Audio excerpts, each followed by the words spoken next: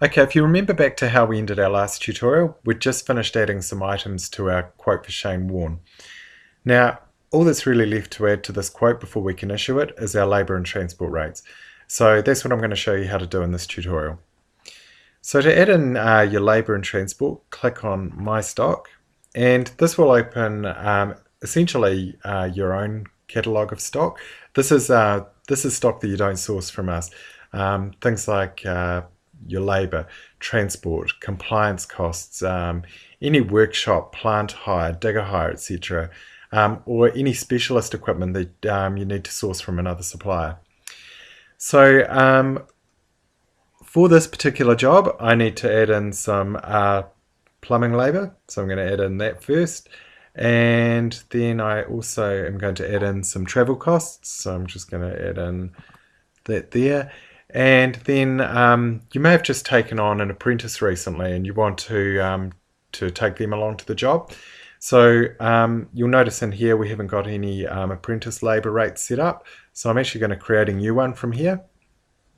And we're just going to follow the same naming convention, LAB/A, and we'll just say labour apprentice, and unit of measure is hour. Buy price, let's say $20, and we'll charge out the apprentice at say $45 an hour.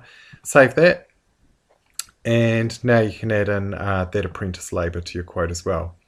So once you've finished adding those items to your quote, close that down. And now you can go through and actually update the items. So for example, you might want to say it's going to take 4 hours of plumbing labour, and we've got an apprentice coming along, so we'll say a couple of hours with the apprentice, and it's an each way trip. The other thing you might want to do as well is you may not want to discount off your labour rates, so you might want to override the discount there. So by default it was set to 10% if you remember.